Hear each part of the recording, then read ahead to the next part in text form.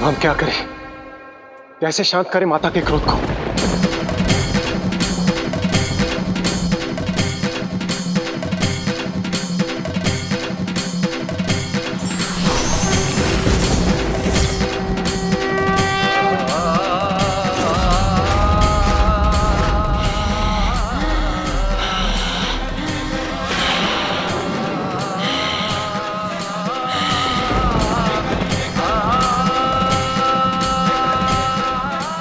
अवश्य माता विष्णु के आवेश अवतार परशुराम जी को दंडित करने वाली हैं।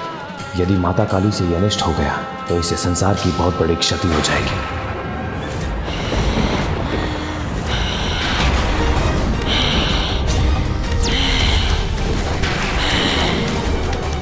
माता काली का क्रोध तो बढ़ता ही जा रहा है। अब इन्हें कोई नहीं रोक सकता, कोई नहीं।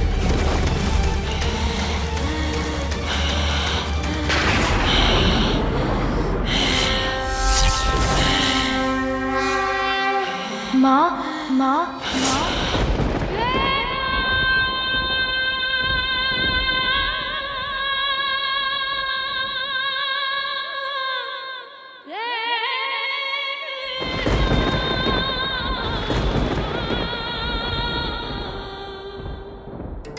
श्री गणेश जी कुशल है। संभव है माता का क्रोध शांत हो जाए।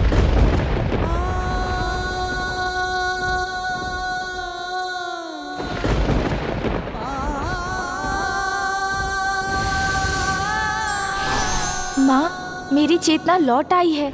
मैं स्वस्थ हूँ। अब आप कृपया शांत हो जाइए।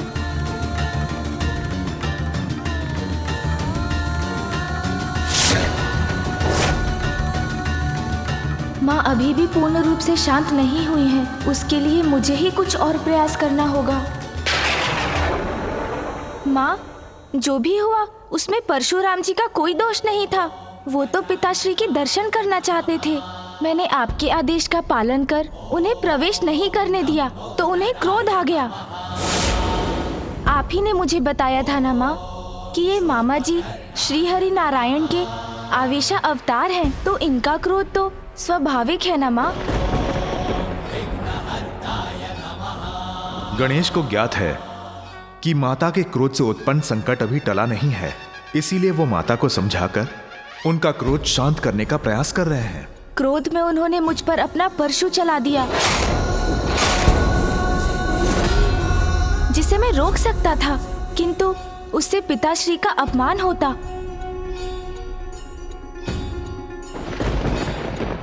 इसलिए परशु का वार अपने दंत पर ही सहन कर लिया मैंने।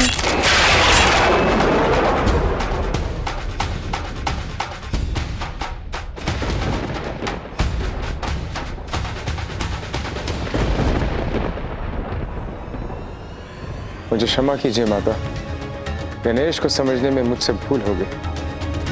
महादेव के शस्त्र का सम्मान रखने के लिए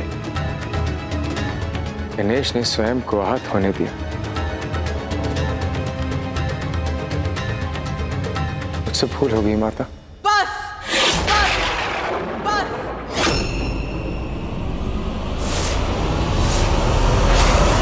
मैंने तुम्हें क्षमा नहीं किया परशुराम, कुछ क्षमा नहीं किया मैंने। पार्वती गणेश कुशल है तो क्या उसका कुशल होना मैं अपना सौभाग्य समझूं? अपना कर्तव्य निभाते हुए कितनी बार आहत होगा मेरा पुत्र? कोई भी ऋषि देव भक्त कैलाश में प्रवेश करने का प्रयास करेगा और मेरे पुत्र के रोकने पर वो उसका अंत करने का प्रयास करेगा। इतना बड़ा अपराध करने वाले को दंडित नहीं करना चाहते आप? तो क्या करना चाहते हैं? मैं उस दिन की प्रतीक्षा करूं जिस दिन मेरे पुत्र का कोई बड़ा अहित हो जाएगा।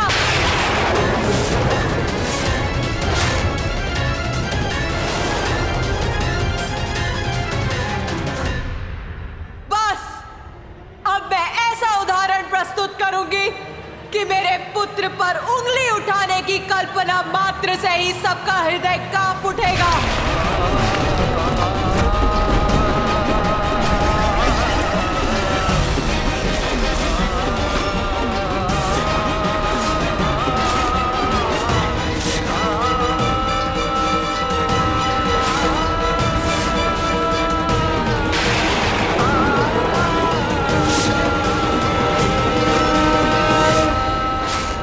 यदि माता महाकाली ने परशुराम जी को दंडित किया तो प्रभु श्री हरि नारायण का क्रोध जागृत हो जाएगा और उसके बाद जो होगा उसकी कल्पना करना भी भयंकर है।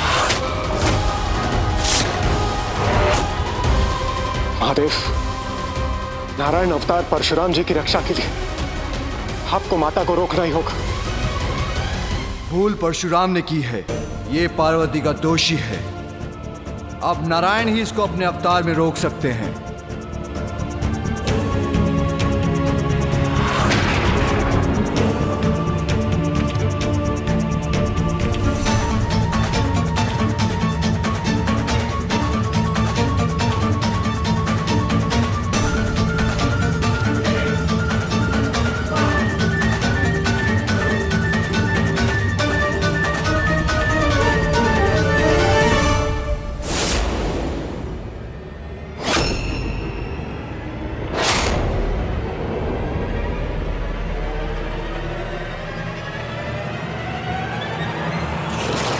माता जयंती मंगला काली भद्रकाली कपालिनी दुर्गा क्षमा शिवा धात्री स्वाहा स्वधा नमोस्तुते।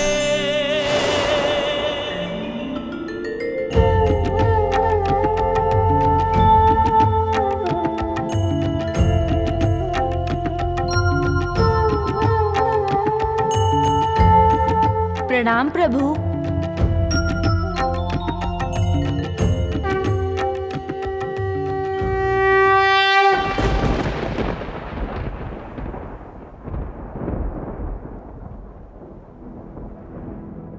काली महाकाली कालिके परमेश्वरी सर्वानंद करी देवी नारायणी नमोस्तुते।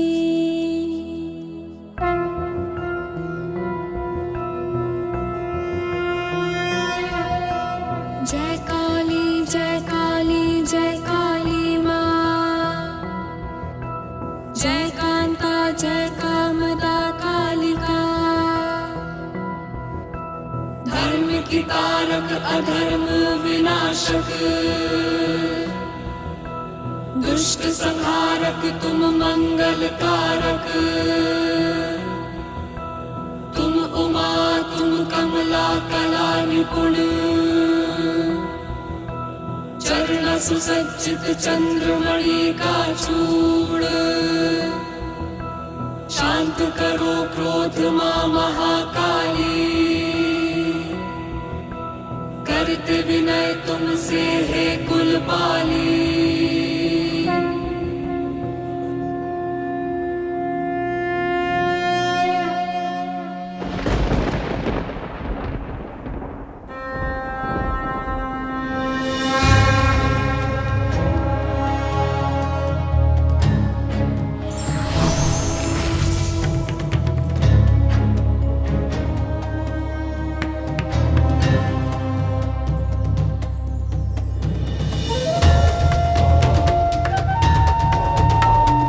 प्रणाम देवी, आपने पहचाना मुझे? अवश्य। ऋषि कश्यप और देवी अदिति के पुत्र नारायण के पंचम अवतार को कौन नहीं पहचानेगा वमन देव जी।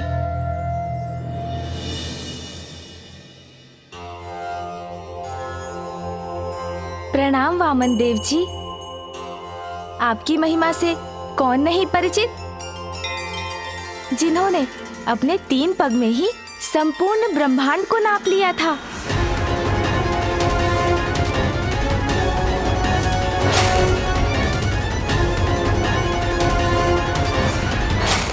और राजावली को वरदान दिया। मैं आपको पाताल लोक का राज्य सौंपता हूं और ये वचन देता हूं कि मैं सदैव आपके राज्य की रक्षा करूंगा, जिससे कोई भी आप पर आक्रमण कर आपको क्षति नहीं पहुंचा पाएगा। जिस प्रकार आपने प्रहरी बनकर पाताल लोक की रक्षा की, वैसे ही आज भवन के द्वार का प्रहरी मैं बना था। ओम गम गणपतये नमो नमः। जिसका इतना भयंकर दंड दिया है परशुराम जी ने मेरे पुत्र को।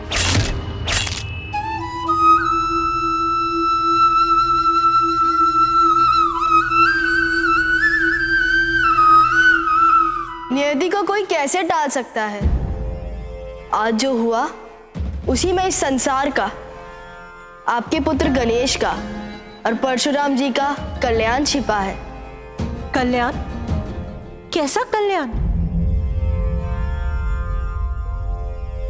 गणेश एक ही दंत से वो पूर्णता पा सकते थे, इसलिए उनका दांत टूटा। एक दंत होकर गणेश इस संसार को अद्वैत का संदेश देंगे। उनके इस रूप से इस संसार को ज्ञात होगा कि परमेश्वर एक ही है। इसके लिए परशुराम जी से उत्तम और कौन हो सकता था? माता, ये तो महागणपति की ही लीला है।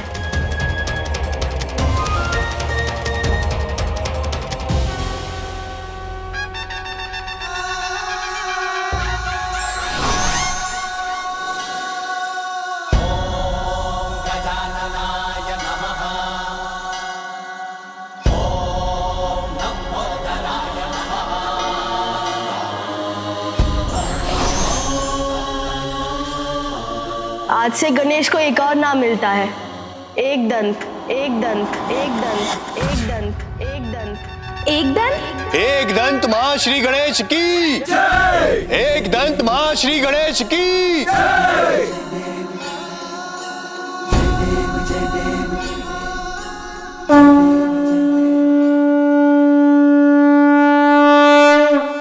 जय देव जय देव जय देव जय देव जय देव जय देव जय देव जय देव। एक दंत दयावंत चार भुजाधारी, मस्तक सिंदूर सोहे मूस की सवारी।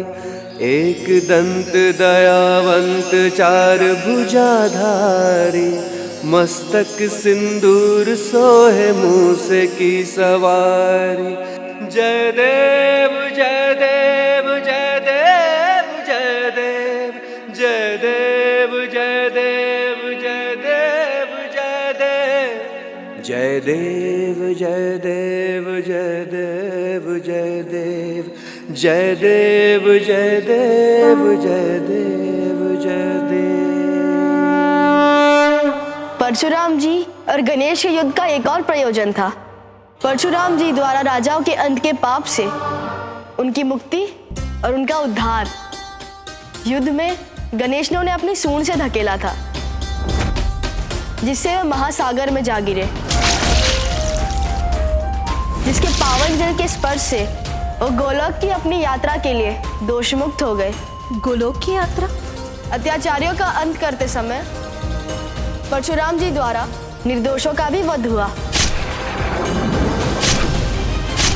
मात्र परम कृष्ण और परम माता राधा के दर्शन से ही इस पाप से मुक्ति प्राप्त हो सकती है, किंतु इसके पूर्व कि गणेश परशुराम जी को उनके निकट ले जा पाते, उन्होंने परशु का प्रहार कर दिया। माता, अब आप भी परशुराम जी को क्षमा करने की कृपा कीजिए।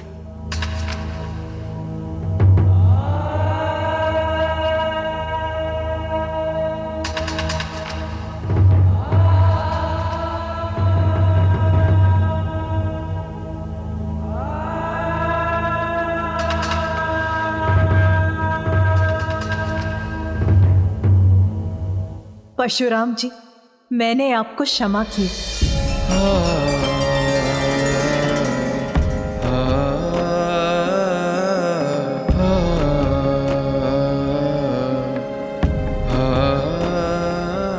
मैं धन्य हो गया माता,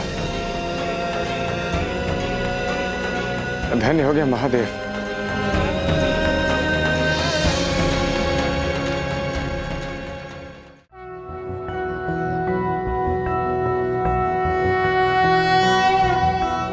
एकदन्तं महाकायं तप्तकाञ्चनं सन्निभं लम्बोदरं विशालाक्षं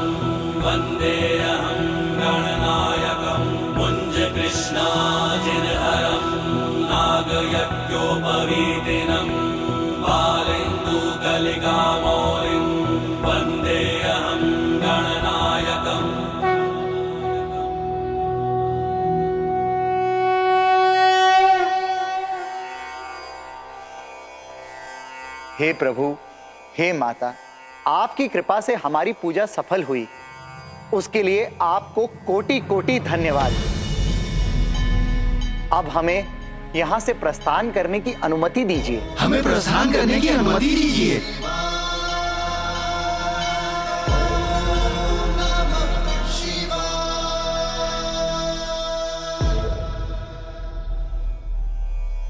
मैं अत्यंत सौभाग्यशाली हूँ कि गणेश की एकदंत रूप की प्रथम स्तुति में मैं उपस्थित रहा।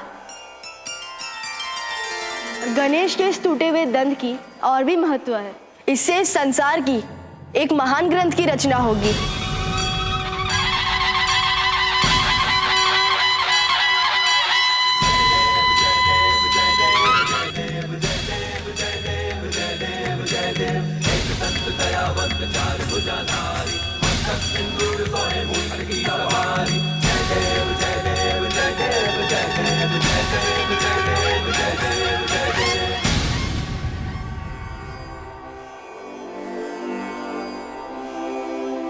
नमो नमः गणपति। नमो नमः गणपति। नमो नमः।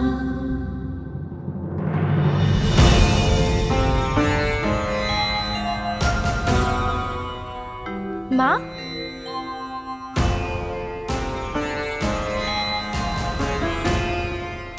माँ तो यही थी। क्या हुआ पुत्र?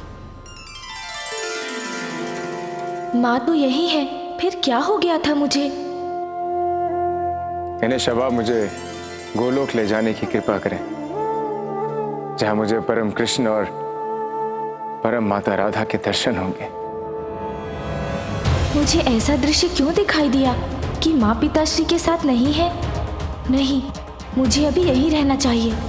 हाँ पुत्र, अब तुम्हें प्रस्थान करना चाहिए। हाँ पुत्र, परशुराम जी को गोलोक में सदा विराजमान परम श्री कृष्ण और परम माता राधा के दर्शन कराना तो तुम्हारा कर्तव्य है। जाओ पुत्र, ये हमारी आज्ञा है। माता पिता की आज्ञा को तो मैं नहीं डाल सकता। मूषक जी, चलिए प्रभु परशुराम जी।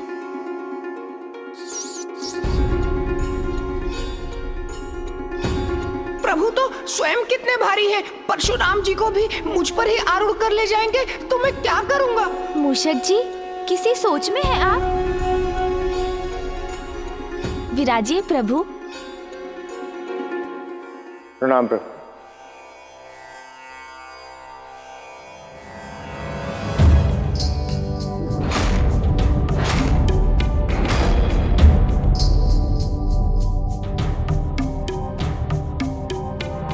माँ,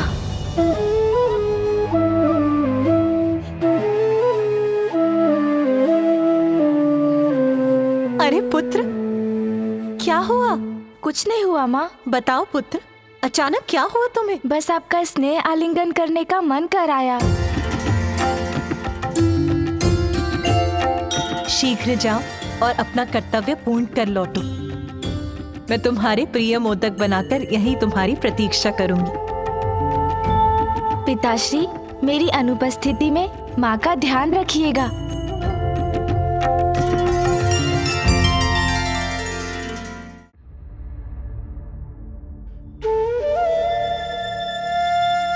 माँ को पीछे छोड़कर जाने में मुझे इतनी चिंता क्यों हो रही है? आइए प्रभु। चलिए मूषक जी। जी प्रभु।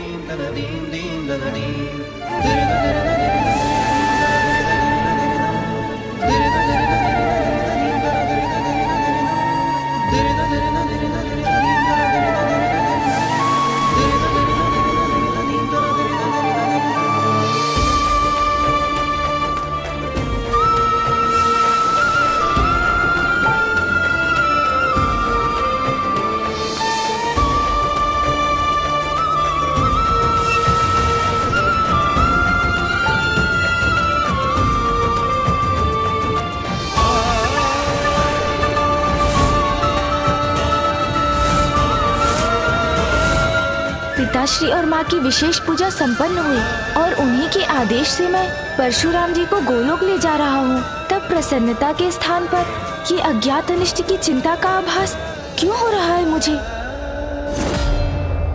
प्रत्येक घटना के पीछे कोई ना कोई कारण अवश्य छिपा होता है। हमें उसकी धैर्यपूर्वक प्रतीक्षा करनी चाहिए।